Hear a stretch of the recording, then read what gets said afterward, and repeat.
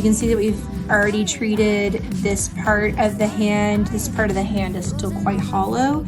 So you can literally see it just slightly hydrate and volumize.